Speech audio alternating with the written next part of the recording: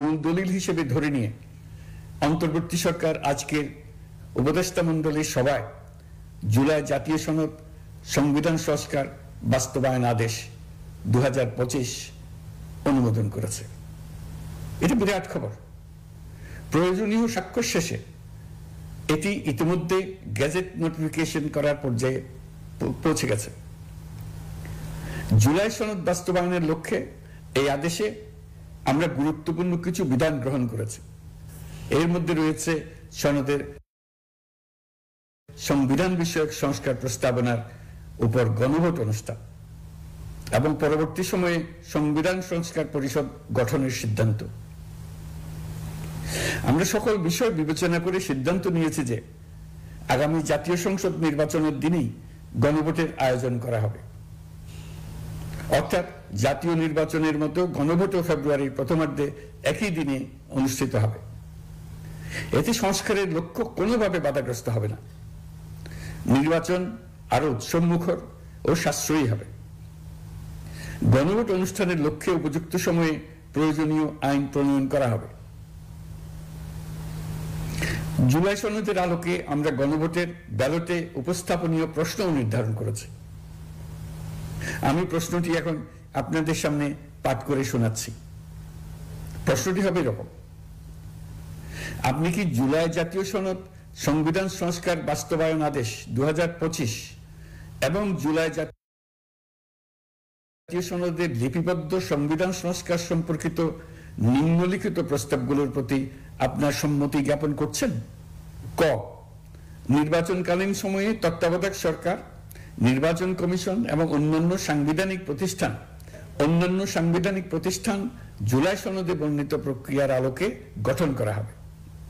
খ, আগামী সংসদ হবে 2 কক্ষ বিশিষ্ট। জাতীয় সংসদ নির্বাচনে দলগুলোর প্রাপ্ত ভোটের অনুপাতে 100 জন সদস্য বিশিষ্ট একটি উচ্চকক্ষ গঠিত হবে এবং সংবিধান সংশোধন করতে হলে উচ্চকক্ষের সংখ্যাগরিষ্ঠ সদস্যের অনুমোদন দরকার হবে।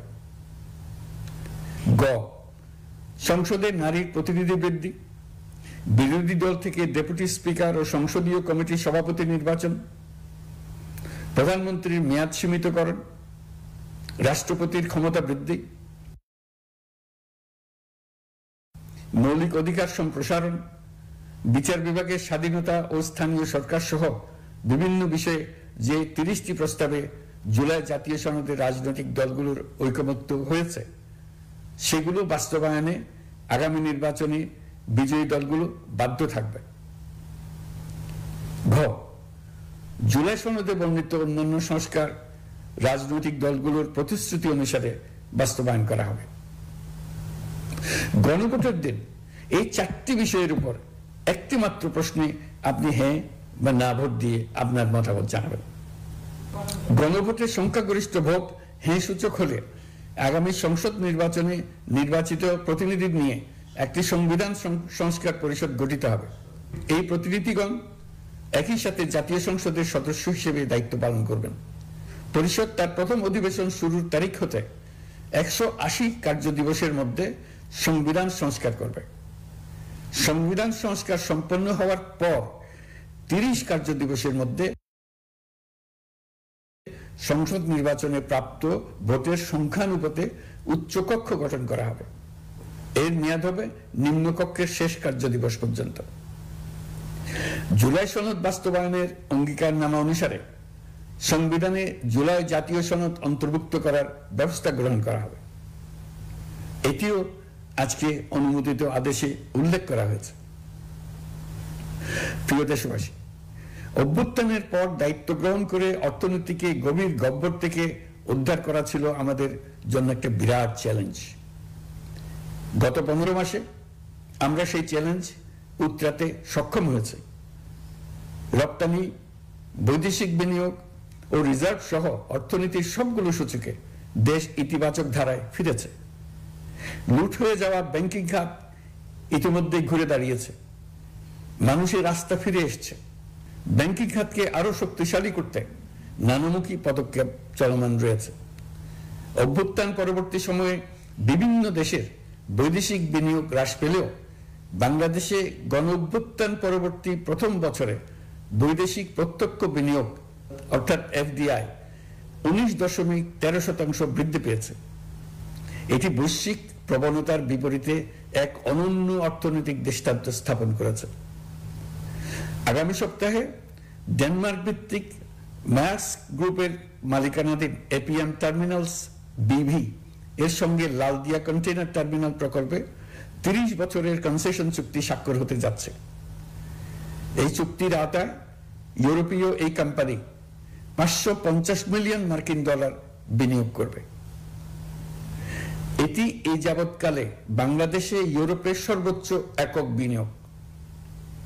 লালদিয়া হবে দেশের প্রথম বিশ্বমানের গ্রিন পোর্ট। প্রিয় দেশবাসী, প্রায় 1.5 যুগ ধরে আমাদের জনগণ ভোটাধিকার থেকে বঞ্চিত ছিলেন। তারা আজ আসন্ন নির্বাচনে তাদের ভোটাধিকার প্রয়োগ করার জন্য উন্মুখ হয়ে আছেন। আগামী ফেব্রুয়ারিতে সুষ্ঠু নির্বাচন অনুষ্ঠানের বিষয়ে অভ্যুত্থানের সপক্ষের রাজনৈতিক দলগুলোকে অবশ্যই ঐক্যবদ্ধ থাকতে হবে। তা না হলে জাতি এক মহা বিপদের সম্মুখীন হবে। এই সম্পর্কে আমি আগেও একাধিকবার আমার আশঙ্কা প্রকাশ করেছি। ফ্যাসিবাদের বিরুদ্ধে 2024 জুলাইয়ে মৃত্যুর মুখোমুখি শির উঁচু করে দাঁড়িয়ে দেশবাসী যে ঐক্য গড়ে তুলেছিল, আমরা জীবিতরা যেন অল্প স্বল্প ভিন্নমত ও লঘু বিবাদে জড়িয়ে তার মর্যাদা ক্ষুণ্ণ না করি। 133 শিশু, শত শত তরুণ তরুণী, নারী পুরুষের মৃত্যু, হাজার হাজার মানুষের অঙ্গহানির যে আত্মত্যাগ, সেটিকে আমাদের সম্মান জানাতেই হবে। দেশের আপামর জনগণ সামান্য যা চায় তা হচ্ছে এই অগণিত হতাহতের স্মৃতির প্রতি শ্রদ্ধা জানিয়ে আমরা সবাই যেন ভিন্ন মতের প্রতি সহিষ্ণুতা দেখাই। দলীয় স্বার্থ অতিক্রম করে সম্মিলিত আকাঙ্ক্ষা ও জাতীয় চাওয়াকে ঊর্ধ্বে তুলে ধরি। তাই আমি আশা করি আমাদের এই সিদ্ধান্ত জাতির বৃহত্তর স্বার্থে রাজনৈতিক দলগুলো মেনে নেবে। একটি উৎসবমুখর জাতীয় নির্বাচনের দিকে